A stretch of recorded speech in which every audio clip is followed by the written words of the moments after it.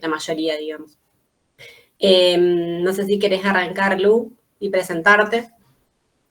Bueno, dale. Bueno, yo me llamo Lucía Gaspos, soy residente de primer año de acá del Proto.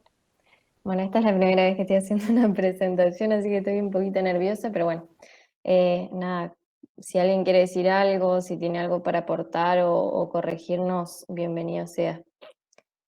Bueno, yo voy a hablar un poco de bronquiolitis y BOR, bronquitis obstructiva recurrente, que son cosas que vemos habitualmente en la guardia y que solemos internar ahí en el Proto. Bueno, me basé más que nada en el consenso de IRAP de la SAP, que es la última actualización, la del 2021. Hay un flujograma que es del Ministerio de Salud, que es más que nada para el manejo de BOR, que ese sí es del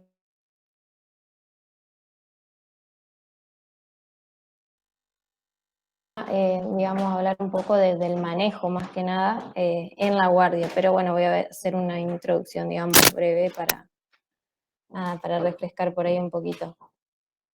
Bueno, primero como para hablar de la definición, la bronquiolitis es el primero o segundo episodio de las infecciones respiratorias agudas bajas en menores de 2 años, que se caracterizan o sea, se expresan clínicamente por obstrucción de las vías aéreas periféricas.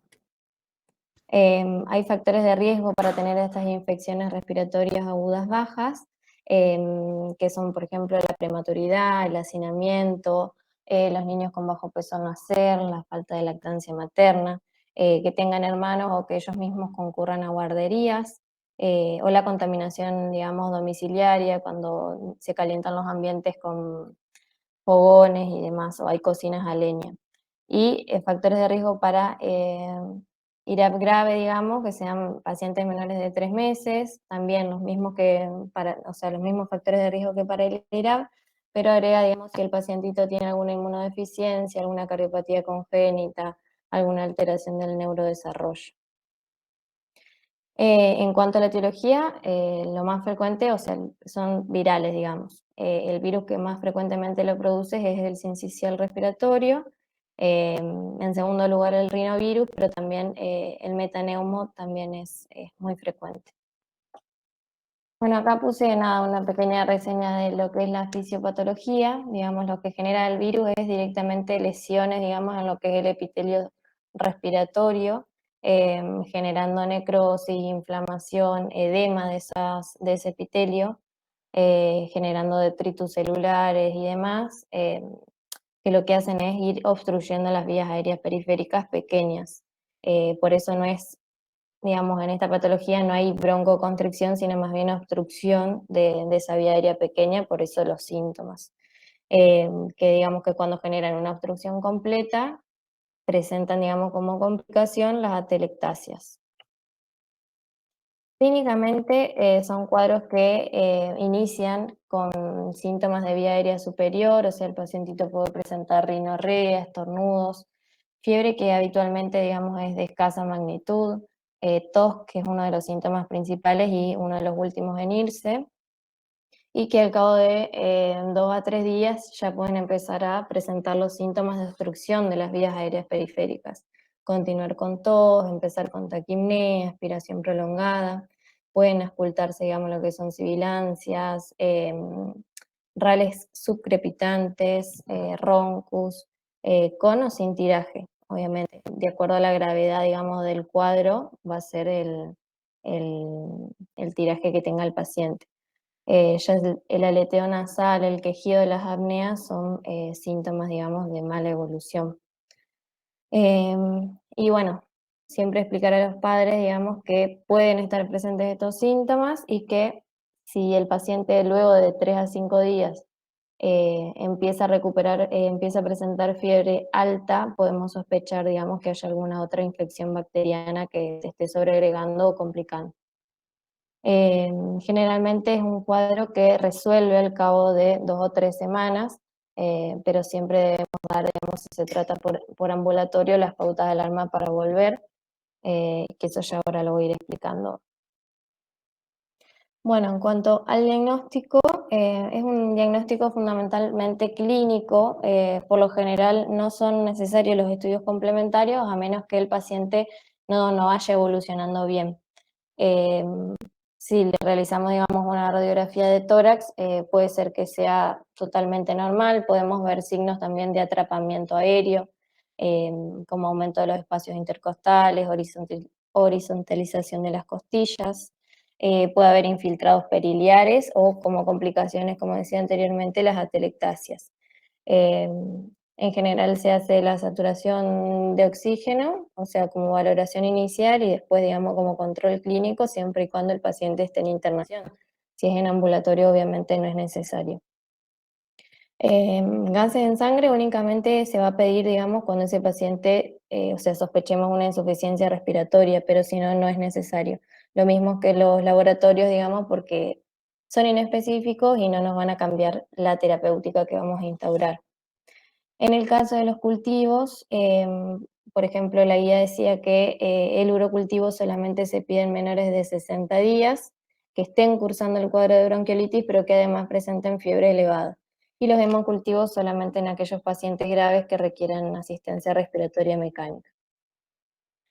Bueno, para hablar lo que es la gravedad, digamos, del cuadro y ver, digamos, cómo vamos a hacer con la terapéutica, se utiliza la escala de Tal o el puntaje de Tal modificado, que lo que, digamos, tiene en cuenta es la frecuencia respiratoria del niño de acuerdo a su edad, menor de 6 meses o mayor de 6 meses, la presencia de sibilancias y en qué momento estas se presentan, si al final de la inspiración, en ambos tiempos respiratorios o si ya son audibles a distancia, la frecuencia cardíaca y la presencia de tiraje, que como decía hoy, de acuerdo a la gravedad del niño, va a ir, digamos, en ascenso, primero de subcostal, intercostal, hasta que llega a ser supraclavicular, supraesternal. Bueno, en cuanto al tratamiento, digamos, la terapéutica, el objetivo, digamos, es que ese niño no tenga una hipoxemia, o sea, el primer tratamiento va a ser el oxígeno y el único que es, digamos, eh, necesario, por así decirlo. Eh, el objetivo de la saturación va a ser que sea mayor a 94% y que, digamos, de acuerdo a eso podemos ir utilizando cánulas o máscaras. En el protomédico, por lo general, lo que a mí me han enseñado desde que ingresé, es que nos basamos, digamos, en un rango para ver también, digamos, la necesidad del paciente de utilizar hasta 4 litros. Si ya vemos que el pacientito tiene mayor requerimiento de oxígeno, se está complicando, por ahí sí se plantea la derivación, digamos, a un centro de mayor complejidad, antes, digamos, que esté más grave. En el caso de los broncodilatadores, lo que se puede hacer es una prueba terapéutica y en el caso de que los niños respondan a los broncodilatadores, se pueden utilizar, digamos, porque son seguros, pero, digamos, no van a modificar los días de internación de ese paciente. Así que se utilizaría el salbutamol, que es un broncodilatador de acción corta, en aquellos pacientes que respondan y se puede hacer de forma arreglada cada 4 horas o iniciar con salvas también. Los corticoides no están indicados, o sea, no tiene evidencia de que haya algún efecto beneficioso para los niños y, digamos, lo más importante es que ellos se mantengan con el oxígeno, bien hidratados, que se puedan alimentar, siempre, digamos, favoreciendo lo que es vía oral. Y en el caso de que estos presenten, o sea, que estén taquipnéicos con una frecuencia respiratoria mayor a 60 por minuto, se suspenden los aportes por vía oral. Siempre en posición semisentada, siempre explicarle a los papás, digamos, de mantener la vía aérea permeable, o obviamente hacer, digamos, las indicaciones de enfermería para que lo hagan o sea, puede ser o a demanda o lo podemos arreglar, digamos, para que ese niño se aspire más frecuentemente. Los antitérmicos también los vamos a dar cuando corresponda y según la edad del niño podemos dar paracetamol, ibuprofeno, dipirona. Y digamos la kinesioterapia va a estar indicada solamente en aquellos niños que tienen muchas secreciones y puedan, digamos, tener riesgo de complicaciones como la atelectasia. Bueno, en bronquiolitis no es más que eso, el tratamiento principal, como ya sabemos, es el oxígeno. Los otros tratamientos son de sostén, digamos, hasta que, digamos, se resuelve el cuadro. No sé si alguien me quiere decir algo, si fui muy rápido. Hola Lucy, soy Lili, ¿cómo estás? Hola Lili, ¿cómo andás? Bien, no, solamente consultarte, tal vez lo hablas más adelante, pero en esto que vos dijiste, en cuanto al aporte de oxígeno, basándote en los litros, es importante que siempre sepamos, más allá de los litros, qué aporte de oxígeno en cuanto a la FIO tiene cada dispositivo, ¿viste? Como más allá de tener en cuenta los litros, saber cuánto le quiero aportar de oxígeno y para eso qué dispositivo necesito. Y también consultarte, tal vez lo decís más adelante por eso, y también consultarte cuándo estaría indicado, por ejemplo, en un lactante, la dieta cero. O sea, cuándo lo dejamos en dieta cero, que tiene que ver por ahí con la mecánica ventilatoria, la frecuencia respiratoria. Bueno, esas son las dos preguntitas que por ahí aportan para el resto. Dale, sí, lo puedo agregar eso de los dispositivos de oxígeno. Y en cuanto a lo que me decís de la dieta cero, se suspende, digamos, cuando el paciente está taquipneico y tiene una frecuencia respiratoria mayor a 60. Hasta, digamos, que podamos resolver eso y el paciente pueda tolerar de vuelta, digamos, porque hay mucho riesgo de broncoaspiración en ese momento. No sé si te respondo o... Sí, Lucy, perfecto. Sí, más que para mí, por ahí para compartirlo con el resto, que pueden ser dudas que puedan surgir o eso. Sí, sí, sí, obvio. Gracias, Lili. Hola Lu, buen día. Buen día, El Sergio. tema también de por ahí de la alimentación, como decía Lili, depende muchas veces del dispositivo que va a necesitar el pequeño, porque muchas veces hay pequeños que están con nariguera y hay otros que tienen un requerimiento Ajá, mucho más elevado, con máscara de reservorio, que bueno, evidentemente se derivan, pero que la dieta cero va a estar indicada igual. claro. Bien, bien. Bueno, las cositas que me van diciendo las voy a ir tomando, obviamente, para aprender yo también, y las voy a ir agregando después. Hola Lucy, buen día. ¿Cómo estás? Buenas. Hola, Vale. Sí, ¿cómo andás? Con respecto a la kinesio, no sé si en algún momento lo nombrás, capaz que con BOR, siempre se trata de iniciar, no en el proceso que esté el broncoespasmo instaurado, digamos. Una vez que el broncoespasmo ya haya cedido, o por lo menos mejorado, que tenga una buena evolución, ahí se puede iniciar la kinesioterapia.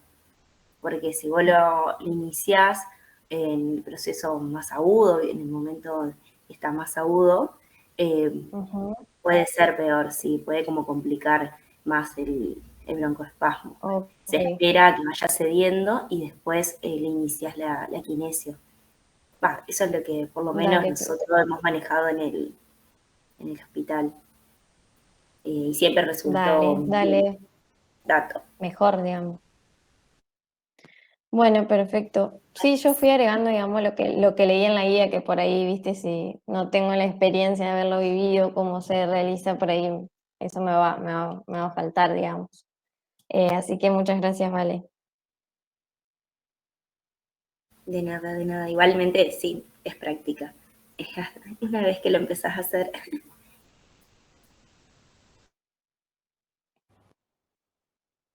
Bueno, sigo acá con la bronquitis obstructiva recurrente. Como definición, digamos, se define como los episodios de broncoespasmo recurrentes, dos o más episodios de sibilancias en un año. Se suele definir así como BOR o como lactante sibilante. La verdad que no hay mucha información acerca de los conceptos ni nada. Más que nada lo que encontré son flujogramas o protocolos de atención para los niños. Bueno, en lo que es la evaluación inicial, junto con, como explicaba anteriormente, se utiliza también lo que es el puntaje de tal, y de acuerdo a esto, digamos, vamos a ver cómo proceder, digamos. Si nosotros nos encontramos con un niño que tiene con un puntaje de tal o menor, solamente se van a hacer 2 puffs de salbutamol y se va a observar. Si ese niño tiene una mejoría con el broncodilatador, puede ir a su domicilio con las pautas de alarma, con medidas generales, digamos, y siempre y cuando se le garantice un control. En nuestro caso, digamos, siempre tratamos de referenciarlo a su centro de salud para que pueda tener un seguimiento. Y obviamente explicar las pautas de alarma y demás para volver a la consulta. De igual forma, la guía te dice que hay que evaluar ciertos riesgos, digamos, que por más que el niño, digamos, clínicamente haya mejorado y esté bien, siempre tenemos que tener en cuenta la posibilidad de esos padres de volver, digamos, si ese niño empeora su cuadro clínico. Entonces, una de esas cosas hay que tener en cuenta, si tiene vulnerabilidad social, si vive en un lugar donde no puede, digamos, acceder al servicio de salud y demás. Si ese niño no mejora, se pasa al siguiente escalón, digamos, donde están los niños que tienen un TAL entre 5, 6, 7 u 8. Ya los que tengan entre 7 y 8 ya van a utilizar, o sea, debemos colocar el oxígeno. Ahí sí vamos a iniciar con las salvas de salbutamol, o sea, 2 puffs de salbutamol cada 20 minutos y vamos a reevaluar el paciente a la hora, una vez terminada la misma.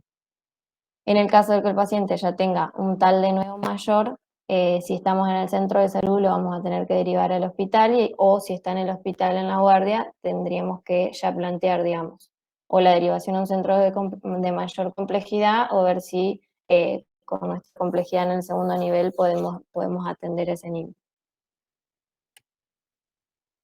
Bueno, a la hora, como decía, después del ingreso se realiza la segunda evaluación y ahí observamos si es un niño que entró con un TAL de 5, 6, 7, 8 y está en un 5 o menor, también se plantea el tratamiento domiciliario con el seguimiento, como decía hoy. Si no mejoró y continúa un TAL en el mismo, digamos, en el mismo número cuando ingresó, la guía te dice que hay que suspender el salbutamol y ver también los criterios de riesgo que los voy a explicar más adelante. Garantizar el control en las 24 horas, explicar los signos de alarma y demás. Si ya continúa con un puntaje tal de 6, 7 u 8, ahí deberíamos volver a repetir la salva de salbutamol y plantear, digamos, si ese niño ya ha tenido otros episodios previos de broncoespasmos, plantear el uso de corticoides por vía oral. Después de las dosis y demás, va a hablar Facu, que va a hablar de crisis asmática, por eso no nos paramos acá tampoco a hablar mucho de las dosis, no queríamos ser tan repetitivos, entonces por ahí las dosis de los fármacos y eso lo va a hablar él. La guía te habla de metilprednisona, 1 miligramo kilodosis vía oral, pero bueno, siempre está la tabla de equivalencias, digamos, para que nosotros utilicemos lo que tenemos a mano nosotros en la guardia. Bueno, y si siguen un TAL de 9 o mayor, planteamos lo mismo, internación en nuestro hospital o derivación a un centro de mayor complejidad. Obviamente se vuelve a repetir también la salva de salbutamol. Por ahí lo que me llamó la atención, este flujograma es de 2023, que nada, te explica esto, nunca te habla más de 2 puffs de salbutamol. Yo sé que muchas veces en las guardias por ahí podemos utilizar más, pero bueno, la guía lo que dice es esto y entonces yo puse, digamos, lo que dice la bibliografía. Hola Lucía, soy Paola, te interrumpo para Sí. consultarte cuándo entonces están utilizando el salvas con hipatropio y ahora últimamente también se está usando el budesonide. Bien, por lo que yo he leído, digamos, el hipratropio recién lo recomiendan a partir de los 6 años de edad. Yo estoy acá hablando de BOR dentro de lo que son de menores de 2 años. Por eso, digamos, en ningún momento puse el IPRA. Después mi compañero sí va a hablar más de crisis asmática y ahí supongo que sí, lo va a utilizar. Después las nebulizaciones con corticoides, o sea, no las vi recomendadas Perdón, Luz. en ninguna guía. Soy la Cami, estoy acá con el celular de Nicolás. Hola, Cami. Cami R2. No, simplemente quería hacer un aporte con respecto a esto que preguntaba Paola, que las nuevas guías hacen referencia a que el budesonide es la primera elección. En realidad los corticoides inhalados son la primera elección para evitar las exacerbaciones severas. Entonces, por ahí cuando nosotros lo dejamos en internación, ya les dejamos el budesonide para que después se vayan a su casa con el bude para evitar exacerbaciones futuras. Y con respecto al hipratropio, más allá de esto que vos decías, que está re bien, que es a partir de los 6 años, lo utilizamos durante las primeras 24 horas, más de 24 horas no, porque ya no tiene eficacia, también eso está escrito en la guía, y porque hace sinergia. A aportar. ¿Puedes repetir lo último, Cami? Por la pregunta que hizo la Pau, digamos. Que el bromuro hipratropio y el salbutamol hacen sinergia y es por eso que lo dejas durante las primeras 24 horas. Ok. Bueno. Claro, yo preguntaba porque últimamente lo que estaba viendo es en menores de 6 años que se hacen salvas de salbutamol e hipatropio o tienen reglado hipatropio cada 6 horas, más el budesonide. Y bueno, escuchándote en lo que vos decís, en mayores de 6 años, no me cerraba lo que nosotros estamos, en lo que nosotros estamos trabajando en internación. Bien. Sí. Obviamente que todos sus aportes nos sirven. Yo me basé, digamos, en lo que veo por ahí en los algoritmos y demás. Tampoco derrotado, digamos, por el HNOA ni nada, que yo sé que tienen otros manejos que por ahí son más de cada efector, digamos. Perdón, justamente, perdón lo que te interrumpo, la idea es eso, ver qué dice la evidencia, porque por ahí en la práctica hacemos cosas que no sabemos por qué las hacemos o porque las hacen en otros lados y en realidad lo que tenemos que hacer es leer qué dice la evidencia, que para eso están, digamos, las guías y demás. Por eso es la idea de estas actualizaciones, ir a la bibliografía, repensar un poco por ahí nuestras prácticas, es más que nada para eso. Perdón, yo vuelvo a la pregunta de la Pau y se usa, está bien que no se use en menores de 5 o 6 años, eso está bien, o sea, no deberíamos utilizar el hipratropio, pero se puede, y de hecho está bien utilizar el hipratropio junto con el salbutamol, porque hacen sinergia entre los dos, es de buena práctica hacer eso está escrito en las guías. De hecho, se puede seguir usando el hipratropio durante las primeras 24 horas después de la salva, mientras el paciente está en internación. Después de esas 24 horas, el hipratropio ya no tendría indicación. Pero eso quería retomar eso. No está indicado en menores de 6 años, pero sí está bien hacer salva con hipratropio también. De hecho, hay pacientes que tienen alguna contraindicación en salbutamol y demás que se puede usar solo el hipratropio. Y está bien dejarlo las primeras 24 horas, después ya no tendría indicación y habría que suspenderlo. Y no hay ningún problema con utilizar al mismo tiempo el budesonide, o sea, no hay ninguna contraindicación con respecto a eso. Bueno, nada, eso más. Hola, ¿cómo andan? Hola. Soy la Maru, acá en Guardia. Sí, en concordancia con lo que dice Cami, no sé si se acuerdan que hace un tiempo yo había mandado un mensaje diciéndoles que no den altas con hipratropio por ahí, que sí se use para salvas en el cuadro agudo, pero que bueno, que estábamos viendo bastante faltantes ahí en Guardia y bueno, es en concordancia con lo que dice Cami, digamos, según lo que dicen las guías, que no es para tratamiento ambulatorio, ¿sí? No es para que se vayan a la casa con hipratropio en estos cuadros. Y después con respecto a las dosis de salbutamol, por ahí en el Garrahan están bien las dosis máximas de salbutamol y todo. Recuerden que es un fármaco, o sea, tiene una dosis con cada inhalación, entonces Claro. por eso ahí te dice 2 PAF, pero existen dosis máximas, entonces generalmente hacemos un poco más teniendo en cuenta eso, digamos. Después podés agregarlo si querés también.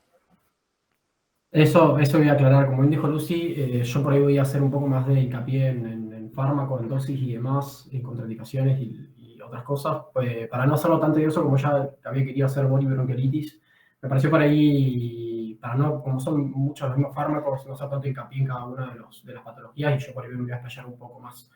Y en concordancia con lo que decían del hipratropio, sí, según el Vamekun del Garrahan, dice que hay que tener precaución por debajo de los 12 años. pero te lo indica al mismo tiempo en 3 a 14 años, te dice que lo podés utilizar inclusive, pero algunas guías lo mismo, decía que no te lo recomendaba por debajo de los 6, pero igual en los algoritmos y en los flujogramas aparece como una de las terapéuticas a hacer. Sí, generalmente, de vuelta Paola, generalmente en sala de internación los tratamientos de PAF de salbutamol se hacen con 4 disparos, Bien. en su mayoría.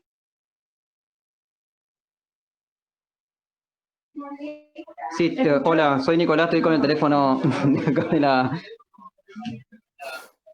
Quería, con respecto a las dosis que están hablando todos, estaría bueno que, bueno, después no sé si Facu va a hablar específicamente de eso, pero sí, tal vez especificar que en cuanto al salbutamol, tal vez 2 PAF, bueno, y que también cuando rotamos por pediatría se evalúa que no es tan efectivo hacer solamente 2 PAF, dependiendo también del cuadro de obstrucción del niño, se pueden hacer hasta 10 PAF de salbutamol como salva, no Claro. crónico, digamos, en la internación.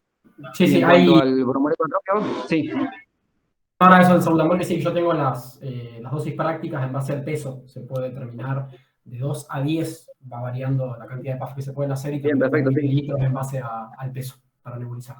Bien, Bueno, listo. perfecto. Y en cuanto al bromuro, sí, te dejamos última a seguir, Lucy, así no te interrumpimos tanto. Dale, siga nomás. No, no pasa nada.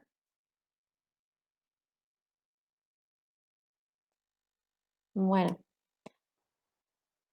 Bueno, y después en la segunda reevaluación, a las 2 horas, se vuelve a evaluar, digamos, el tal que tiene el paciente, si tiene un tal de 5 o menor, si va al domicilio, y si tiene un puntaje tal de 6 o mayor, lo mismo, o se deriva o queda en internación en nuestro efector, de acuerdo a los factores de riesgo, digamos, la edad del niño y demás. Y estos son los criterios de los que le hablaba, o sea, hay criterios absolutos de derivación o de internación, que son aquellos pacientes que tengan menos de un mes, como ya decía, los que tienen más que nada factores de riesgo de IRAP grave, que tengan cardiopatía congénita, inmunodeficiencias, desnutridos graves, que presenten apnea o alteraciones del desarrollo. Lo que le hablaba de los criterios de riesgo, bueno, es esto, menor de 3 meses, la desnutrición, tiene en cuenta también, digamos, el contexto, una madre menor de 17 años, que no haya completado la escuela, situaciones de vulnerabilidad social o dificultad para acceder a la atención de emergencia. Y de acuerdo a esos criterios, digamos, vamos a ver nuestra conducta a seguir. Si se observa, digamos, en sala de internación abreviada, que ustedes chicos me van a corregir, pero calculo que eso es la CIT en el HNOA, o la observación en nuestro hospital. Si se hace seguimiento domiciliario, si directamente pasa a internación. Acá le dejé también la bibliografía que yo usé, pero bueno, gracias por sus comentarios y obviamente voy a tener en cuenta todo lo que nos dijeron para poder, digamos, mejorar también y agregarlo acá.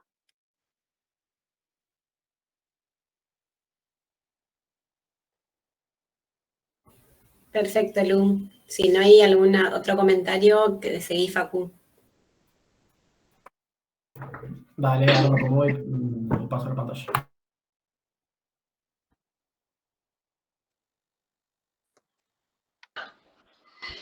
Yo un aporte cortito solamente respecto a no olvidarnos de valorar el estado de hidratación, porque bueno, sabemos que van a perder líquido no solamente si tienen diarreas o vómitos como parte del cuadro viral, sino también con la perspiración, entonces no olvidarnos cuando hacemos la valoración clínica de definir el estado de hidratación y sobre todo si después vamos a aportar broncodilatadores que sabemos que también pueden alterar el ionograma, bueno, estar siempre atentos a eso.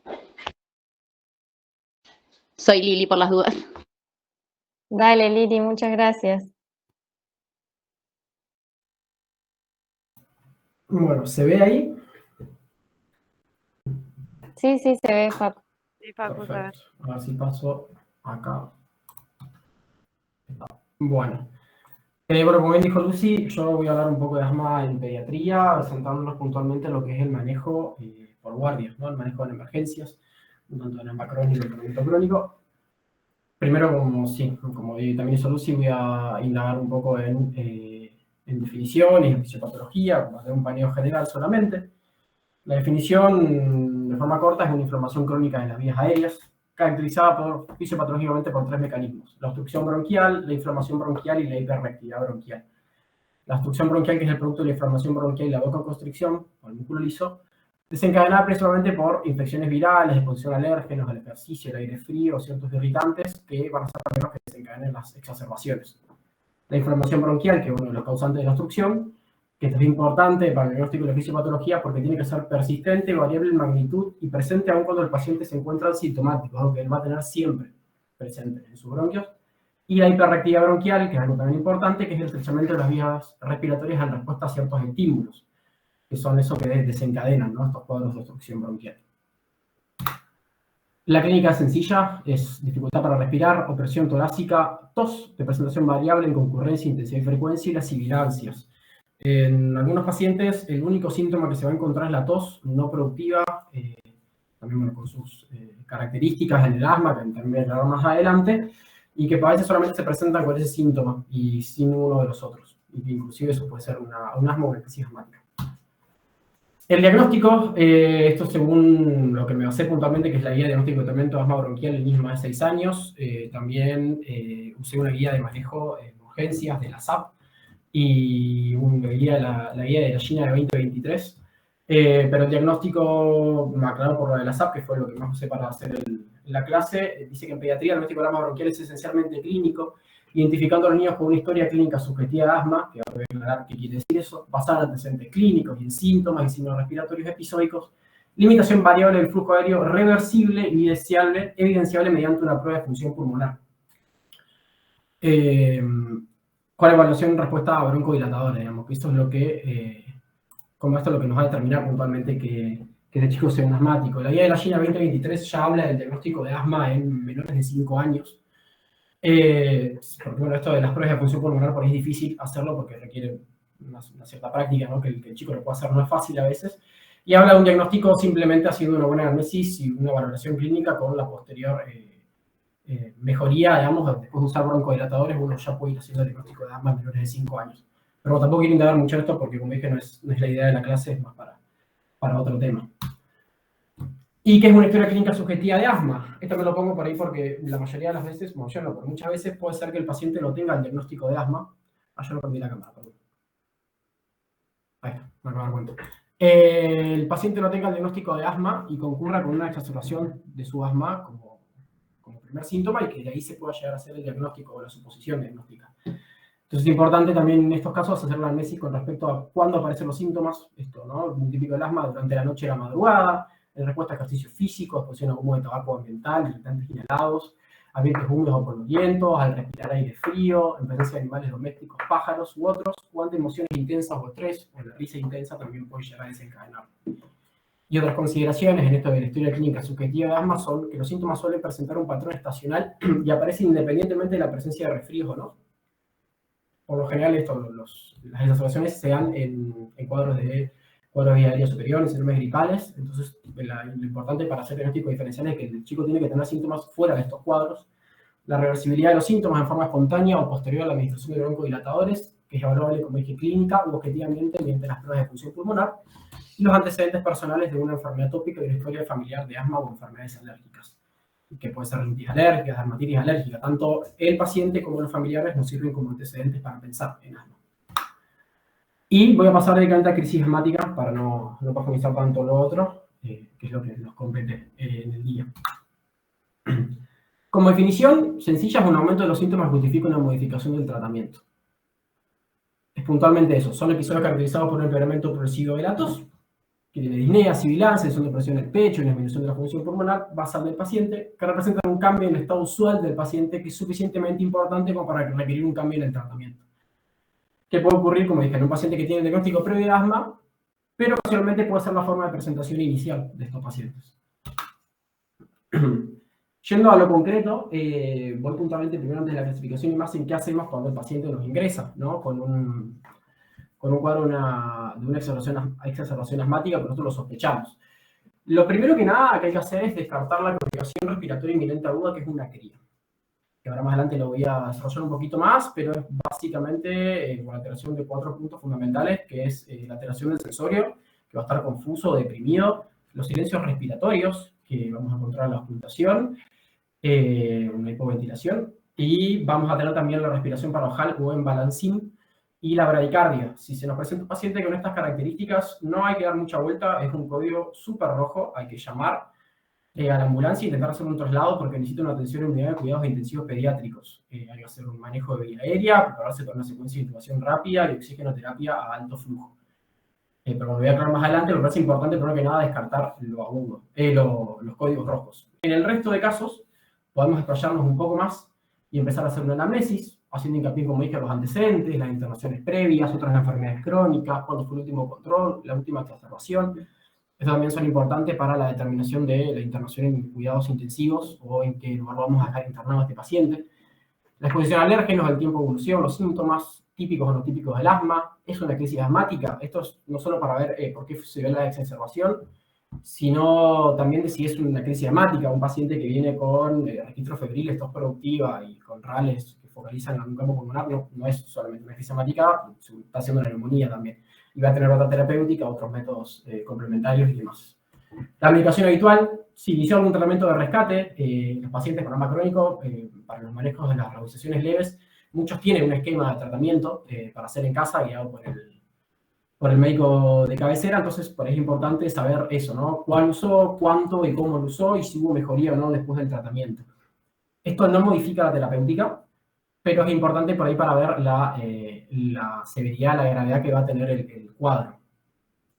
El uso de corticoides sistémicos, esto es importante también, bueno, esto no está recomendado el uso de corticoides sistémicos más de 10 días. En estos casos, no así, digamos, los corticoides inhalados. El uso excesivo de beta-2, más de un cartucho al mes, y esto es importante, que también lo voy a aclarar ahora cuando hablemos de salbutamol, porque generan resistencia. Entonces, un uso excesivo de beta-2, que la madre nos diga que viene usándole paz de salbutamol cada 4 horas, hace un mes, muy probablemente nosotros si le hacemos un salbutamol, ese chico no va a responder de esa manera que un chico que no viene usando el salbutamol previamente, pero bueno, más adelante lo aclaro, pues se puede revertir con dosis de corticoides también, ¿no? Al mismo tiempo vamos tomando los signos vitales y haciendo el examen físico, que es necesario para la clasificación de estas exacerbaciones. Estado de conciencia puntualmente, como que dijimos, también para descartar la cría, el aparato respiratorio, haciendo hincapié en lo que vendría a ser la inspección y la ocultación, la utilización de músculos accesorios, el tiraje supra, inter o infracostal y la ocultación, que vamos a notar principalmente las sibilancias o casos más graves, como dije, el silencio respiratorio, la hipoventilación. Y en un examen físico de vía aérea superior se puede llegar a hacer en estos casos de que sospechemos un cuadro de vía aérea superior como causante de una exacerbación, pero tampoco modifica la terapéutica ni la clasificación. Después de que hacemos todo esto, hacemos la clasificación de la gravedad. En base a la clasificación de la gravedad se determina el nivel de atención requerido. Y después pensamos en métodos complementarios. No son esenciales en las exacerbaciones agudas de los cuadros asmáticos. Hablan las guías de la prueba de función pulmonar que se recomiendan fuertemente, de ser posible y sin retrasar el tratamiento, el PSUF1 o la prueba expiratoria, el flujo expiratorio máximo, que te lo recomiendan hacerlo antes del inicio de la terapéutica y es más que nada para tener un valor previo al inicio del tratamiento y evaluar después para ver una mejoría, no tener un valor clínico, un valor, algo que nosotros veamos que mejoró, digamos, allá de la parte clínica. Pero no, tampoco, no te determina la terapéutica, sí en algunos días de las clasificaciones de gravedad te lo usan para tenerlo como parámetros, no para clasificar la gravedad del cuadro. La RX de tórax solo se reserva a aquellos niños con enfermedad grave, enfisema subcutáneo, signos clínicos que sugieren otra enfermedad, como dijimos, neumonía, o casos que nos han pasado en la sala de tener chicos que vienen mejorando, que le damos disminución del oxígeno, que le damos espaciándole cada vez más los broncodilatadores, y que de un momento para otro empeoran, requieren más flujo de oxígeno sin mejoría. Hay que pensar de que no haya tenido una complicación como puede llegar a ser una telectasia. Y la gasometría, que está reservada para casos de exacerbación grave, y las guías hacían mucho hincapié en esto de las unidades de cuidados intensivos, más que en otros lugares, una sala de internación común, pero bueno, son para tener en cuenta y como dije, tampoco modifican la terapéutica ni la clasificación. La clasificación QC es la que está en la guía de la SAP del 2021, de manejo de asma en mayores de 6 años. También está la clasificación de Wolf, que es otra que se utiliza en otras guías, que utiliza básicamente los mismos parámetros, excepto la saturación de oxígeno, la PSO2 y el BSUF1, que son scores, en base a puntuación se lo clasifica de la manera leve, moderada o grave, pero a mí me pareció más práctica por ahí esta y porque estaba en la guía en la que más me basé. Como dije, a la derecha, al fondo de todo, está la cría, que me parece importante primero que nada descartar esta, que es la colocación respiratoria inminente aguda. Es un paciente que se va a presentar exhausto, va a estar con estado de conciencia confuso o tirando para deprimido, también decían las guías, movimientos toracoabdominales paradojales o la respiración en balancín, silencios respiratorios y se va a presentar con bradicardia también. Como dije, en estos casos es un manejo vía aérea segura, prepararse para secuencia de intubación rápida, oxigenoterapia de alto flujo, hacer el manejo que se hace en una exasperación grave y trasladarlo lo más rápido posible a una unidad de cuidados intensivos pediátricos.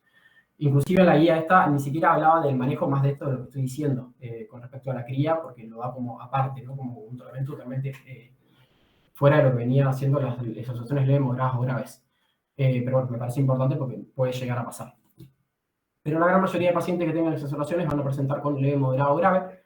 El paciente con una exacerbación leve es un paciente que puede caminar, que puede acostarse, que no tiene una posición preferente para mejorar su dinea, va a tener un lenguaje normal, no va a hablar entrecortado, un estado de conciencia sin alterar, una frecuencia respiratoria aumentada, eso siempre teniendo en cuenta la edad del niño. La utilización de músculos accesorios no va a tener tiraje. Las sibilancias van a ser solo expiratorias y van a tener una frecuencia cardíaca estar por debajo de 100 y la saturación de oxígeno, que lo que más nos sirve en estos casos es por ahí para la determinación de la oxigenoterapia y para la clasificación si lo queremos tener en cuenta, pero lo primordial solo de arriba. Y también está la PCO2 y la evaluación con picoflujo del BSUF1, pero que tampoco es algo que estemos haciendo mucho en la guardia, ni que lo recomiende fehacientemente para la clasificación en ninguna de las guías. La moderada va a ser un paciente que va a tener disnea al hablar, va a ser un llanto corto, porque va a parar para poder respirar, una dificultad para alimentarse y va a estar preferentemente sentado para mejor eficacia de sus músculos accesorios de la respiración. El lenguaje va a ser en frases cortas, va a decir 2 o 3 palabras juntas y va a parar para poder respirar. Generalmente lo vamos a encontrar algo excitado, pero puede no estar, esto también, una frecuencia respiratoria elevada, pero por debajo de 30 minutos para mayores de 5 años, también lo mismo, en base a la edad, tener en cuenta la frecuencia respiratoria. El uso de músculos accesorios va a ser solo de algunos, no va a presentar el uso de todos los músculos accesorios, no va a tener tiraje supra, inter o infracostal. Las sibilancias van a ser expiratorias e inspiratorias, una frecuencia elevada, pero por debajo de 125, y una saturación que puede estar entre 91 y 95%. El peso también por debajo de 45 y un BSUF1 entre 50 y 70. Y el paciente que tenga una exacerbación grave va a ser un paciente que tenga disnea en el reposo, no va a poder alimentarse directamente y va a estar inclinado hacia adelante sentado, que es lo mismo que estaba aclarando, que es para la mejor eficacia de los usos de los músculos accesorios. El lenguaje va a ser solo con palabras, no va a poder decir 2 palabras juntas, va a tener un estado de conciencia ya teniendo la excitación. La frecuencia respiratoria sí va a estar por arriba de 30 minutos en mayor a 5 años y va a tener uso de todos los músculos accesorios, le vamos a encontrar tirajes por todos lados. Una sibilancia ya disminuida, ya va avanzando, lo puede hacer la cría, un silencio respiratorio, una frecuencia cardíaca por arriba de 125, una saturación por debajo de 90 y la PSO2 ya acá va a estar aumentada por debajo de 45 milímetros. Y un BSUF1 entre 30 y 50.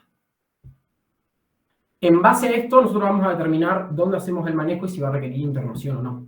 Las exacerbaciones leves, como dije, inclusive algunos chicos ya conocidos, con padres atentos y demás, tienen su guía de manejo escrita por su médico de cabecera y se hace el manejo ambulatorio tranquilamente. Automanejo de plan de acción escrito, como dije. Las exacerbaciones moderadas van a tener manejo en sala de emergencia. Si tienen mejoría, se le va a poder dar el alta inclusive. Y las exacerbaciones graves van a tener manejo hospitalario. Como sea que responda al paciente posterior al tratamiento, va a requerir un ingreso, sí o sí, un control por lo menos por 24 o 48 horas, porque puede llegar a empeorar. O no sabemos si el desencadenante de esa exacerbación está en la casa, si es el polvo, la humedad, o qué fue lo que lo desencadenó, pero las guías recomiendan que se quede internado sí o sí, sea como sea la respuesta post-tratamiento. Y la colocación respiratoria inminente, como dije, necesita una intervención adecuada, inmediata en cuidados intensivos. Acá también aclaro un poco más esto, más allá del cuadro de cría, hay que considerar la internación en unidad de cuidados intensivos cuando el paciente tiene antecedentes de rápido empeoramiento, que la madre ya le pasó, mejora de un minuto para otro, el silencio amputatorio, la voz entrecortada, signo de claudicación respiratoria inminente, como dije, la PSO2 por arriba de 45, el escape de aire que sospeché por un neumotórax, un neumomedastino, un efisema subcutáneo, la alteración de la conciencia o un paro respiratorio. Y a la derecha son factores de riesgo que no determinan sí o sí la internación, pero que son para tener en cuenta. Lo dejo más que nada para que quede en el Power asentado por si quieren volver a chequearlo. Y acá entraría la parte, antes de ver cómo manejamos cada caso, me pareció importante detallar cada uno de los fármacos y las cosas que vamos a utilizar para manejar estos cuadros. Como veníamos diciendo antes, yo por ahí iba a hacer un poco más hincapié en lo que hizo Lucy, por ahí si a Lucy sentían que le quedaba un poco corto algunas cosas, fue un arreglo que hicimos para que no sea tan tedioso, porque si no íbamos a estar repitiendo dosis de lo mismo todo el tiempo, entonces por ahí lo intenté yo explayar un poco más. El salbutamol, los beta-adrenérgicos, son broncodilatadores que relajan el músculo liso de la vía aérea, aumentan la depuración mucociliar y disminuyen la permeabilidad vascular. Como son selectivos receptores beta-2, poseen acción broncodilatadora con mínimos efectos cardíacos, esto es algo importante, y tiene una vida media de 3 a 6 horas. Por eso se hacen en intervalos cortos de administración, no se hacen en intervalos largos porque ya pierden su efecto posterior a las 6 horas. Como dije antes, el uso crónico aislado de agonistas beta-2 han sido asociados con un fenómeno de tolerancia a receptores y que el uso de corticoides revierte este fenómeno de tolerancia. Por eso es importante indagar con respecto a qué viene usando y cómo lo viene usando, a ver si viene usando más de una caja de salbutamol por mes. Y tener en cuenta siempre los efectos adversos, principalmente el temblor muscular, los efectos cardiovasculares que pueden ser taquicardia o arritmia, excitación psicomotriz y alteraciones metabólicas, como bien dijo Lili, si no me acuerdo mal, que era la hipocalemia y la hipomagnesemia, principalmente eso, la hipocalemia y la hipopotasemia. A tener en cuenta que por eso se podría requerir el uso de ionogramas, que lo crearé arriba también, en caso de pacientes que vengan con uso crónico del salbutamol para ver que esa potasio no esté muy baja. Y las vías de administración. Ahí está la discusión de nebulizaciones versus PAF. La guía del 2021 de la SAP dice que la eficacia aumenta con el PAF. En otras guías, en el libro de manejo de urgencias en pediatría de la SAP que usé también para la clase, dice que no hay diferencia, pero ambos dicen lo mismo con respecto de que a veces en cuadros moderados o graves, o moderados tirando para graves, es por ahí preferible usarlo nebulizado porque va a ser un paciente que muy probablemente requiera oxigenoterapia y para no cortar el suministro de oxígeno para hacerle el PAF, como a veces le vamos a hacer PAF, como dijimos, entre 2 a 10 disparos, para no cortar tanto tiempo la administración de oxigenoterapia, porque es recomendable hacerlo en nebulización. Pero van a tener una eficacia más o menos similar. Y acá está el tema de las dosis. En varias guías aparecían lo que es el cuadrito de la izquierda, que son las dosis prácticas, en base al peso. Esto también lo vi pegado en varios lugares de la CIT, que yo ahora estoy cursando la CIT. En base al peso, menores de 10 kilos, vamos a tener para salbutamol nebulizado 0,5 mililitros. 1 mililitro tiene 5 miligramos, como para seguir hablando de dosis también. O pueden ser en PAF de 2 a 4. Para un peso de 10 a 20 kilos, 0,75 mililitros. Para nebulización, de 4 a 6 disparos. Y mayores a 20, una dosis de 1 mililitro, o sea, 5 miligramos, que es dosis máxima, y 6 a 10 disparos. A la derecha están las dosis para nebulización, que ahí está aclarado, 0,2 mililitros kilogramos en solución al 0,5, 1 kilo, en 3 centímetros de solución fisiológica. También está la equivalencia de 0,15-0,25 miligramos kilodosis cada 20 minutos. O más resumido, en paciente de menores de 20 kilos se puede hacer 2,5 miligramos dosis, o en paciente de más de 20, 5 miligramos dosis, a una dosis máxima de 5 miligramos, o sea, 1 mililitro. Las presentaciones, como dije antes, son la solución para nebulizar 1 mililitro equivalen a 5 miligramos, lo que disponemos por lo menos en el protomédico, y un PAF son 100 picogramos por disparo. ¿Se está por cortar la clase? Avísenme, Mike, a ver qué pasaste el Meet. Dejé un link ahí en el chat por si, porque seguramente no nos va a alcanzar el tiempo, así que cuando se corte o un minuto antes, pasamos al otro. Dale, pégame el grito por si las dudas, así no me cuelgo.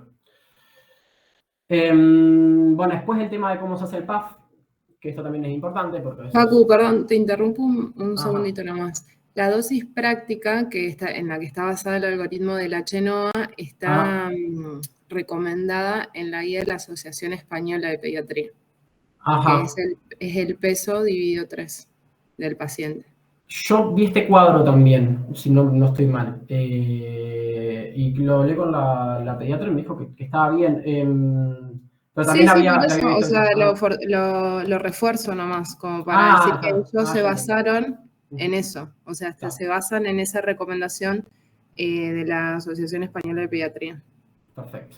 Gracias. Yo recuerdo que dentro de la presentación, 1 mililitro son 20 gotas. cosa Sí. que cuando le doy 20 gotas le estoy administrando 5 miligramos. Sí, exacto. Sí, tampoco lo aclaré, lo podría haber aclarado. Permito si son 20 gotas. Bueno, me ha quedado con respecto al PAF. Como dijimos, bueno, esto hay que hacerlo 1 por vez, seguido de 8 o 10 inhalaciones, 8 o 10 respiraciones del paciente. En la guardia también hacen que los hacen contar hasta 10, respirando normalmente por la boca y quitando el envase antes de cada aplicación, que se puede realizar hasta cada 4 horas a menores de 12 años, y la guía acá se pone un poco específica, que decía que en mayores de esta edad que reciben tratamiento controlado con combinación de dosis bajas de corticoides inhalados asociados a formoterol, y que cursan una exacerbación leve, se puede aumentar la frecuencia hasta cada 8 veces por día, o sea, cada 3 horas. Un dato, pero el resto de pacientes lo recomienda como mínimo, como máximo hasta cada 4 horas. Después del bombero de Pratopio, sí. Yo, Paola. Sí, Quiero sí. acotar de que sí, que siempre en los menores de edad, los tratamientos de PAF que sean con aerocámara, siempre. Sí. En adulto con espaciadores. Y otra de las cosas que quería acotar con el tema de la oxigenoterapia, si hay pacientes, ya sea en BOR o crisis asmática, que no están requiriendo de oxígeno, tranquilamente se pueden hacer las nebulizaciones con aire, porque vos le estás dosificando oxígeno a un paciente que no lo está requiriendo y no está con tratamiento de oxigenoterapia, le estás administrando un volumen de 6 para realizarle la nebulización cuando no lo está requiriendo. Sí, sí, exacto. Con respecto a la oxigenoterapia, que también lo hablamos más adelante, se basa puntualmente en los niveles de saturación, ambas guías que leí. Y sí, es verdad eso. Si no lo requiere, si no está indicado por la saturación de oxígeno, no te recomiendan hacerlo. Así que Claro, porque generalmente en el hospital, va a la sala de internación, las nebulizaciones se hacen siempre con oxígeno, el magnómetro de aire directamente no está conectado y a lo mejor son pacientes que no requieren oxigenoterapia y nosotros le estamos administrando de 5 o 6 litros para realizarle la nebulización cada 4 horas a un paciente que no requiere oxígeno. Claro. Sí, concuerdo. Sí, también está. Pasemos al otro link, si les parece. O, a ver, capaz que no se corta porque si no pasamos al otro link. ¿No mandó el aviso? Porque por lo general manda el aviso. ¿Sabes qué? No sé si es porque lo generé de ahí mismo. Ah, bueno, esperamos si se corta. Es que si lo generé de ahí mismo sigue con la... Bueno. ¿Pasamos a otro link o nos quedamos en este entonces? No, porque parece que creo que sigue. Bueno, esperamos si se corta, pasamos al otro. Dale. Cópienlo por las dudas. Ok, sí, voy a hacer eso.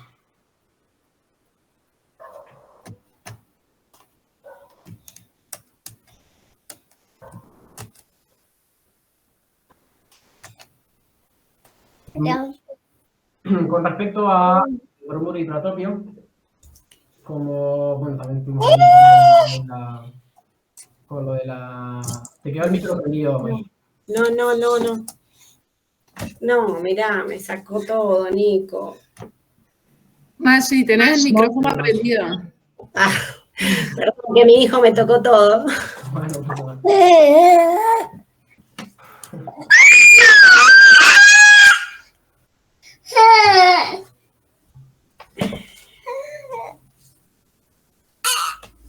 Bueno, intento continuar.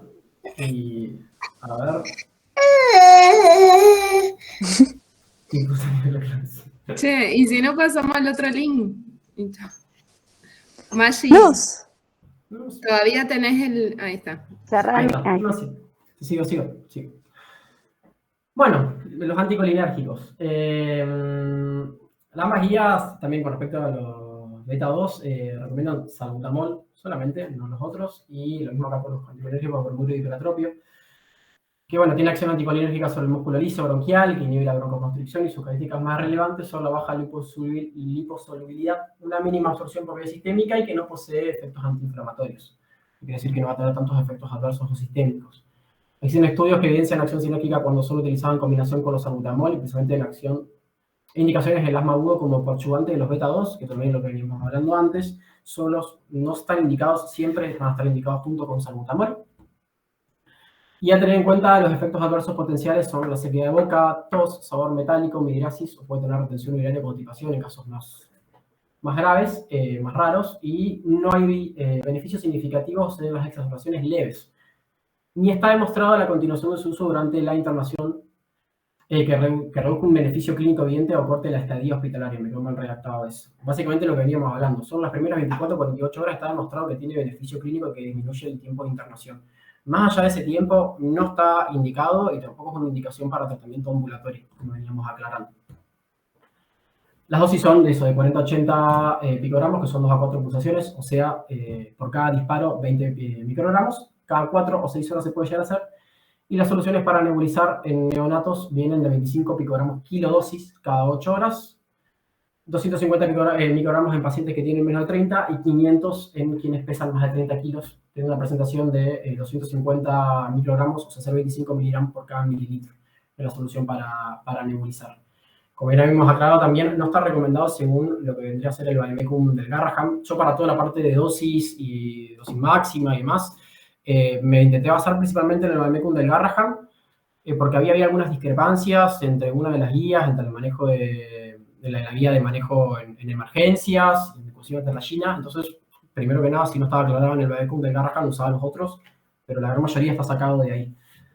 Como para tener en cuenta que recomendaba eso, que hay que tener precauciones menores de 12 años, decía, no dice que estaba contraindicado, y las dosis que aparecen acá son de 3 a 12 años, o sea que se puede usar en esa edad.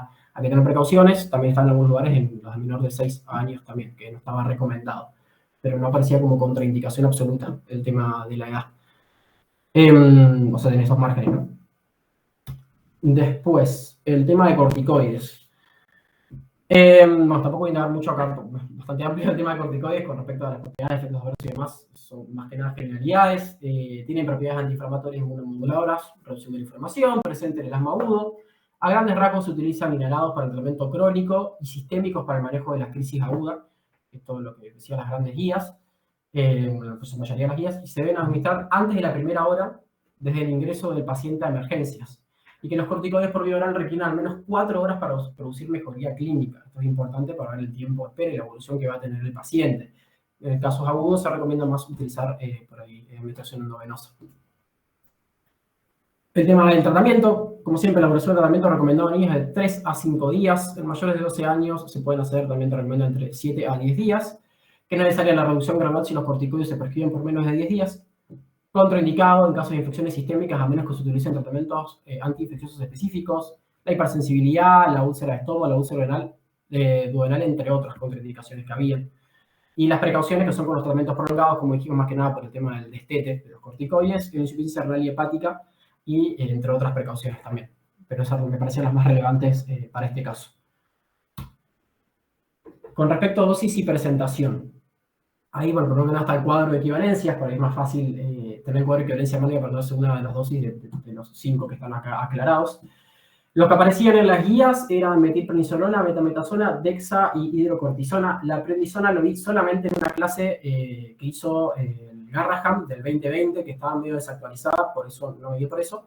Pero en el resto de guías aparecían los otros 4 solamente, pero bueno, prednisona tenemos en la guardia y lo he visto usar. También por eso lo quería aclarar más que nada el tema de la dosis. Con respecto al resto, la metilprednisolona y la betametasona van a ser más que nada utilizados de vía oral, para por ahí crisis más moderada, que no queramos hacer tratamiento endovenoso, para tratamiento ambulatorio, para cuando se vaya el paciente de alta. En estas soluciones leves a moderadas, la metilprednisolona va a ser de 1 a 2 miligramos kilo día, como había dicho la Lucy, se pueden repartir en 3 dosis cada 8 horas. Y para exacerbaciones graves se hace una dosis de carga de 2 miligramos kilo intramuscular endovenoso, con una dosis máxima de carga de 80, con una dosis de mantenimiento de 0 a 5 a 2 miligramos kilo intravenosa cada 6 horas, o 1 miligramo kilo cada 12 también se puede hacer, una dosis máxima de 120 miligramos día. Y las presentaciones son una ampolla de diluir de 500 miligramos, se puede presentar también en gotas de 4 miligramos por mililitro y comprimidos de 40 a 20, que son los que tenemos en la guardia, si no me acuerdo mal, de 40. La betametasona se puede utilizar de 0,1 a 0,25 kilogramos día cada 4 o 6 horas, con una dosis máxima de 4,5 miligramos día. Una presentación de gotas de 0,6 miligramos mililitro o 0,5 miligramos mililitro. Esta es la única que no aparecía en el vademecum del Garraham, y yo me guié por lo que decía la guía de la SAP de 2021 para manejo de asma en mayores de 6 años. Como para aclarar, no sé por qué lo busqué de mis maneras, betametasona no me aparecía. Entonces me guié puntualmente por eso. Y la dexametasona y la hidrocortisona más utilizados por ahí en la administración endovenosa. La dosis son de 0,3 miligramos, dosis a 0,6 miligramos kilo día, intravenoso o intramuscular cada 4 o 6 horas, con una dosis máxima de 16 miligramos por día. En las dos guías está igual que el Garraham, pero el Garraham no aclaraba dosis máxima de corticoides, de dexametasona. Entonces me guié también por lo mismo que decía la guía de la SAP del 2021. Estos datos a tener en cuenta porque la dosis, si no me estoy acordando mal, la presentación que tenemos en el proto es la que dice ahí, que son ampollas de 8 miligramos cada 2 mililitros. Y he visto tanto en nuestra sala de internación como en la CIT, que esto me di cuenta ayer cuando estaba repasando, que no lo pregunté en la CIT, chicos que están con más de 3 ampollas o 3 ampollas por día, inclusive de dexametasona, que ya estaríamos pasando la dosis máxima. Esto según, como dije, no según el Vaemecum del Garraham, sino según las guías, así que es algo que yo prometo que voy a chequear con los pediatras de la CIT con respecto a ver el tema de dosis máxima, porque también fue una discusión que tuvimos, si no me acuerdo mal, en alguna de las internaciones de hasta cuándo podemos dar dexametasona. No, eso también para que lo tengan en cuenta de dónde salen todas las dosis y las dosis máximas. Y la hidrocortisona, que son 4 o 6 miligramos kilodosis, endovenoso, un máximo de 300 dosis, que puede ser 2 miligramos kilodosis cada 6, según el Vaemecum del Garraham, que difieren un poco, y las exacerbaciones graves se pueden hacer de 5 a 10 miligramos kilodosis y 20 a 30 miligramos kilodía a cada 6 horas también, como otra forma de administrar, con presentación de 500 miligramos ampolla a diluir, y comprimidos de 10 miligramos, que no he visto que tengamos en el proto. Y bueno, como dije abajo a la derecha, la prednisona, que no figura en las guías nacionales, pero que se puede realizar, según lo que aparecía en la clase del Garraham, en 50 miligramos dosis únicas para las exacerbaciones. No estaba indicado tampoco para tratamiento ambulatorio, para la continuación de los 3 a 5 días. Después también vamos a hablar... Perdón, ahí me gustaría agregar, Facu, que es algo que nosotros vimos cuando estuvimos haciendo la rotación de sala, que por lo general nosotros solemos dar dosis subóptimas de corticoides. Porque lo que manejamos es la betametasona, que en dosis y en equivalencia es como mucho menor a los otros corticoides, hablando de la oral, que la dosis práctica que manejamos es 2 gotas kilo, cuando, digamos, podemos hacer hasta 3 o 4 gotas kilo según la recomendación, y si le hacemos 1 gota kilo ya nos bajamos, digamos, de la dosis óptima. Entonces, al menos de 2 a 3 gotas kilo, y bueno, considerando siempre, bueno, tener en cuenta una revisión en los casos de pediatría de la medicación que usamos, porque por ahí a veces es mejor pedir otro tipo de medicación, esto pensando, digamos, en farmacia como la metilprednisolona, que son, digamos, es mucho más práctico porque son menos gotas las que le tenés que dar al paciente.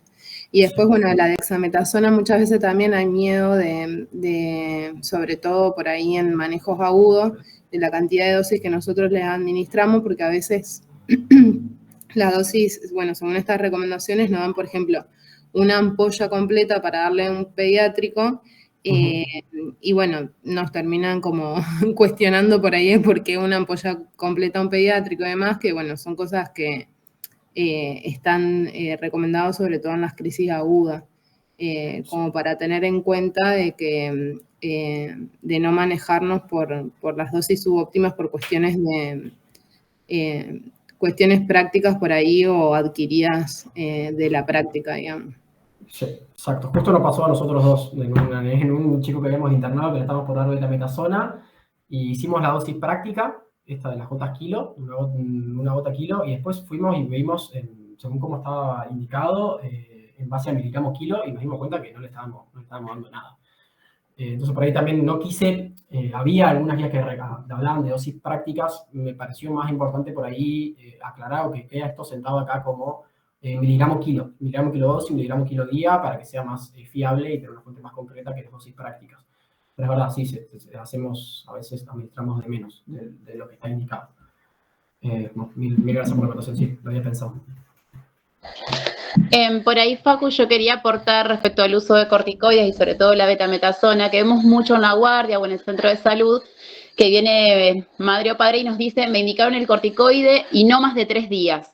como desterrar esto de que se puede usar los días que sea necesario, y con esta dosis que estamos manejando de betametasona, como dice Jim, de 3 a 4 gotas kilo, tener en cuenta que hasta 15 días le podemos dar el corticoide sin necesidad luego de suspenderlo gradualmente por el riesgo de la supresión suprarrenal. Porque a veces vemos esto, no más de 3 días o poquitos días, no, en realidad va a usar el corticoide los días que sean necesarios, y luego tener en cuenta, si nos pasamos de los 15 días, ir suspendiendo gradualmente, si son menos de 15 días, los podemos suspender de manera abrupta, como tener en cuenta eso, porque es algo que circula mucho, no más de 3 días, digamos, a veces lo necesitan una semana, y hay que tener en cuenta esto de, bueno, hasta cuándo indicarlo y de qué manera suspenderlo. Claro, si no me acuerdo mal, yo ahí puse, según lo de la SAP, que decía hasta 10, sin necesidad, o sea, no decía que no se podía hacer más de 10, sino que hasta 10 no hacía falta el destete, por así decirlo, progresivo del corticoide. Pero se puede hacer continuo, se puede hacer crónico, el tema es eso, después cómo lo vas bajando. Las guías te recomiendan algunas, tratamiento entre 3 a 5 días, en mayores de 12 años se pueden hacer esto, entre 7 a 10 días, o te dice hasta nueva revisión por pediatra, inclusive algunos. Te aclara esos días o hasta nueva revaloración. Entonces se lo puede indicar de las dos maneras. Pero si no, 3 días por ahí te quedas. Es el límite inferior, digamos. Se pueden hacer más tranquilamente. Después, el sulfato de magnesio. El sulfato de magnesio está utilizado solamente en las exacerbaciones graves. Según la guía de la SAP del 2021, es una indicación directa, se hace, porque en otros lugares aparece como un fármaco de segunda línea, se prueba primero con la primera terapéutica y después probamos con el sulfato de magnesio. La guía de la SAP decía que si te entra se tiene que hacer el sulfato de magnesio. Inclusive la China de 2023 te decía valorar si hace falta la utilización del sulfato de magnesio, pero la SAP te dice que si tiene una categorización de asma, de realización de asma grave, hay que hacerle la dosis de sulfato de magnesio sí o sí. Bueno, esto es lo que algunos estudios demuestran cuando se administra por vía endovenosa durante la primera hora de ingreso del paciente, disminuye la posibilidad de hospitalización y el porcentaje de niños que requieran asistencia mecánica respiratoria. Y el inicio de acción es inmediato, apenas ingresa se hace. Las precauciones son que no se deben administrar en vuelo rápido, ya que puede producir hipotensión grave y bradicardia. Y entre los efectos adversos tiene varios, por eso es el tema de la precaución, que se encuentran confusión, sedación, debilidad, parálisis flácida, hipotensión, bradicardia, arritmias, náuseas, vómitos, calambres, rubicundez y sudoración e hipermagnesemia. Esto solamente, ahora voy a aclarar bien de vuelta, pero es una sola dosis, que como ahí lo aclaro son 25-50 miligramos kilo, máximo 2 gramos, que se tiene que hacer en infusión lenta a pasar en 15 a 30 minutos. Tiene una presentación de apoyos del 20 al 25. Es solamente una dosis y la guía hablaba del sulfato de magnesio arreglado en los casos de internación en unidad de cuidados intensivos pediátricos, por eso no indagué más allá de eso. Pero para el manejo de shock solamente te recomendaba una sola dosis. Y el tema de la oxigenoterapia. Quedó muy acotado, que es también algo que no quería interrumpir Lucy cuando lo hablamos. Me pareció por ahí, porque me puse a indagar, además, con todo el tema de los manejos, no hacen mucho hincapié en las guías puntuales con respecto a oxigenoterapia, lo han como entendido. Y me pareció un tema cuando empecé a indagar y quería agregar un poco más de cosas al Power, algo como para que tengamos una clase aparte. No solamente de oxigenoterapia, sino de manejo de vía aérea, secuencia de intubación, y más me pareció como un tema por ahí para indagar mucho más, y que va a ser, si no se me haría súper largo, porque todavía ni siquiera fui al manejo. Me parecía muy importante el tema de las dosis y demás, y supuse que en algún momento íbamos a tener alguna clase sobre oxigenoterapia y manejo de vía aérea, que la podemos dar nosotros, obviamente. Por eso no... listo, perfecto. No sabía. Listo. Entonces está, como con más razón. No quise profundizar mucho para no indagar. Voy a ir puntualmente a lo que aclaran las guías con respecto al manejo de la crisis asmática, que es básicamente que, bueno, puesto que las hipoxemias suelen ser leves, más que nada en crisis moderadas o leves, y que para la indicación de oxígeno se valora la oximetría de pulso y la gravedad de la crisis solamente. En crisis grave lo vamos a indicar sí o sí, en moderada está recomendado y en la leve no hace falta, a menos que presente saturación por debajo del 95%. Y como esta indicación en todo paciente con saturación por debajo del 95 y en los casos de crisis moderada o graves independientemente de la saturación. Con respecto a la elección de bajo o alto flujo dependerá de la gravedad del paciente, las comorbilidades y su confort también. Para la crisis grave lo que sí aclara es el tema del alto flujo, el reservorio, con o sin regeneración, a 15 litros minuto, entre 10 a 15. Una vez lograda la estabilización, se procura bajar el aporte de este para mantener una saturación entre 94 y 98, siempre ese va a ser el objetivo, en el cual nosotros vamos a ir regulando la cantidad de flujo que le vamos a estar administrando de oxígeno. por esto, ¿no? Porque puede llegar a producir lesiones por toxicidad directa como atelectasia, edema y fibrosis pulmonar, o también puede, altas concentraciones puede favorecer a la hipercapnia. Entonces, no es recomendado tampoco mantenerlo mucho tiempo sin estar controlado. Como siempre nos dicen, el oxígeno es un fármaco y hay que tener precauciones. Una vez aclarado todo el tema de los fármacos y oxigenoterapia y demás, ahora sí voy a ir puntualmente al manejo de cada uno de los cuadros y, bueno, con esto, ¿no? Que son medidas generales. Por tener claro un poco la Lucy, bueno, obviamente ABC, espejo de manejo de la vía aérea despejada, posición semisentada, el monitoreo, la comodidad de mente tranquilo, contacto con los padres o cuidadores. Esto es importante para que el chico no se agite, no empiece con más taquimnea porque se pone nervioso por estar solo en un ambiente que no conoce. La oxigenoterapia sí la merita, como aclaré en base a la saturación puntualmente. Los fluidos, solo si se constata deshidratación. También, como veníamos aclarando, estos cuadros, por ahí los chicos se deshidratan porque no pueden ingerir agua, no pueden comer, entonces hacen deshidrataciones muchas veces y hace falta. Y antipirético si lo amerita, que también es útil para mejorar la clínica.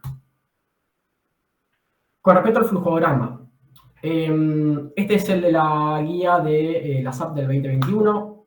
Este es el Manual de Emergencia de Cuidados Críticos en Pediatría, que es el libro que me choreé de la CIT en fotos.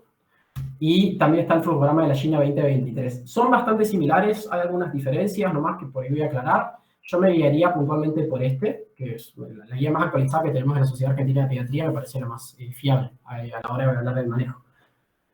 Bueno, nosotros una vez hecho todo esto, en las vías generales, clasificado al paciente y demás, como dijimos, una crisis leve puede ser tratada simplemente en el domicilio. Pacientes que tienen su guía de cómo manejar sus exacerbaciones y la pueden hacer en su casa, no hace falta un manejo en shock por hospital. El salbutamol se va a indicar solamente 2 a 4 PAF cada 4 horas. Esto es en general para pediátricos chicos, para entre 6 y 12, si no me acuerdo mal, pero como dijimos, las dosis van a estar determinadas por el peso, ¿sí? Que es lo que aclaré más arriba también. ¿Cada cuánto se pueden hacer? Lo mismo, 4 a 6 horas. En los casos de realización, lo ideal es que sean cada 4 para que tengan más efectividad.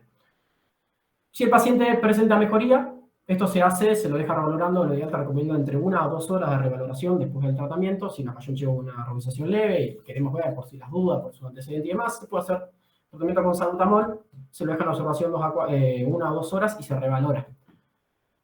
Si tiene mejoría, no tiene que tener ausencia completa de los síntomas, se refiere a que tiene que tener mejoría solamente. Se va a dar alta con salbutamol, como dijimos, cada 4 o 6 horas, depende del peso, como aclaramos. O según necesidad, se puede ya indicar si lo vemos muy bien, y control en 24 o 48 horas con el pediatra. Esto es algo que va a tener todos. Todos van a tener que ir al pediatra después de una exacerbación, y es algo que hay que aclarar siempre una vez que vemos las altas. Porque no sabemos si está haciendo un mal manejo con su medicación crónica, por si hay que hacer un poco más anamnesis con respecto a los exacerbantes, de por qué tuvo esa exacerbación, es necesario que haga un control con su médico de cabecera. En los casos de que no tenga mejoría, o que directamente nos entre en una crisis moderada, ahí ya arrancaríamos con todo el esquema. Acá ya empezaría la salva, que es el salbutamol más el bromuro y hiperatropio, acá ya sí está indicado directamente. 4, 8 o 10 PAF cada 20 minutos, 1 hora, como dijimos, depende del peso. Más bromuro y hiperatropio, 2 a 4 PAF cada 20 minutos por 1 hora. Además, le vamos a dar oxígeno si hace falta en base a la saturación, y acá ya empiezan a estar indicados sí o sí los corticoides sistémicos. Como es que acá habla de metilprednisolona, que es lo más recomendado según las guías, pero se puede usar también metametasona si queremos hacerlo vía oral, o si por ahí queremos un efecto más rápido, una administración endovenosa con la hidrocortisona o la dexametasona. Lo mismo, se hace todo el tratamiento, se lo deja en observación 1 a 2 horas y se reevalúa. Si tiene mejoría alta con salbutamol, lo mismo, depende de la dosis del peso, cada 4 a 6 horas o según necesidad, va a quedar con corticoides, te dice de 3 a 5 días, bueno, ahí da cuenta la metilprednisona, pero como dijimos también se puede usar la betametasona para el alta, máximo 40 miligramos de día la metilprednisona y el control en 24 a 48 horas, eso es importante, y recalcar que se pueden hacer más tratamientos prolongados si hacen falta. Si viene un viernes y acaba por ir al pediatra hasta el martes, se puede seguir haciendo tratamiento con corticoides sin problema, hasta la próxima consulta. Y con respecto a las crisis graves o en caso de crisis moderada que no requieren mejoría, primero que nada hay que pensar que estos pacientes van a quedar internados, sea en el médico o sea en un hospital con mayor complejidad, y sea como sea que respondan al tratamiento. Ya tenemos una crisis grave, ese chico se va a tener que quedar. Arrancamos por el oxígeno, saturación siempre lo ideal por arriba de 94, como dije a veces recomienda empezar con alto flujo, y después descender una vez estabilizado al paciente para no dejarlo con alto flujo mucho tiempo. Hacemos lo mismo, la salva, el salbutamol, el bromuro de diplatopio. Acá entramos de vuelta en lo de nebulización y el PAF, que por ahí es más recomendable si está con oxígeno, que lo va a estar muy probablemente, hacerlo con nebulización para no cortar el suministro de oxígeno solamente. Los corticoides, ahí ya empieza a hablar de la hidrocortisona como tratamiento endovenoso, que es el principal, que más recomienda, pero también se puede usar dexametasona, o metilprednisona bioral, pero en estos casos por ahí no es lo que más recomendaba por el tema de los tiempos de acción que tienen, ¿no? Que estamos hablando de 4 horas en lo que empieza a hacer efecto. Y el sulfato de magnesio, como dije, acá está indicado sí o sí, 25 50 miligramos kilo, máximo 2 gramos, en infusión lenta durante 15 a 30 minutos. Ese es el esquema base con el cual nosotros vamos a tratar estas crisis graves. En caso de que tenga mejoría, va a quedar internado en sala, con control por menos 24 a 48 horas, y se va a revalorar por ese tiempo, y después se verá si se le da el alta o no. Y si no tiene mejoría, directamente hay que llamar a la ambulancia y hay que llevarlo para un traslado a una unidad de cuidados intensivos pediátricos. Con respecto al flujograma, para marcar las diferencias, solamente por ahí que este es el manual de emergencia de cuidados críticos en pediatría, el libro del 2020. Acá lo que te recomendaba eran, las diferencias más que nada era que en las desaturaciones moderadas podés volver a hacer un ciclo de salbutamol con hipertropia. La guía del ASAP de 2021 te dice que directamente, si no mejora con el primer esquema, se rebota al siguiente nivel de gravedad. Y ahí acá también habla del sulfato de magnesio como un fármaco de segunda línea, que puedes hacer toda la otra terapéutica, y si a la revaloración no mejora, puedes usar sulfato de magnesio. La guía, como dije antes, recomienda que de entrada se use sulfato de magnesio. Y acá la diferencia con la guía de la China de 2023 es por ahí que las leves, las moderadas y las leves las trata de igual manera, y que la severa ya te recomienda que hagas un traslado a una unidad de cuidados intensivos. No solamente las graves que como esta que no mejoran con terapéutica o las complicaciones respiratorias inminentes agudas, no son las únicas que se van a derivar, sino cualquier paciente que entre con una exacerbación grave, lo ideal sería que se esté trasladado. Después el resto son más o menos parecidos, pero bueno, como reitero, me quedaría puntualmente con este manejo, que es el de la SAP. Y después la bibliografía, que se la dejo acá por si la quieren consultar.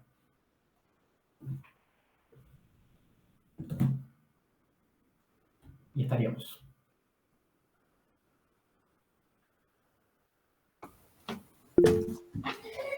Genial, Facu. No sé si alguien tiene algún aporte, alguna consulta. No, yo una de las cosas que habíamos hablado es que, sobre todo, bueno, en estos temas que dieron los chicos, que, bueno, parte de la dificultad del cuadro de dificultad respiratoria en pediatría, estaría bueno, habíamos dicho, de actualizar, digamos, nuestros algoritmos y dejarlos en la guardia, digamos, dejar como algoritmos impresos en la guardia. Y bueno, me parece que está bueno por ahí que los chicos lo hagan, pero que lo puedan hacer tutorizado por alguno de los médicos de guardia, quizá, como para llegar a acuerdos de cómo, en estas cuestiones en donde hay discrepancias, bueno, entre las guías actuales y las recomendaciones por ahí prácticas, llegar a acuerdos de, bueno, de cómo utilizar las distintas medicaciones en las crisis agudas de dificultad respiratoria.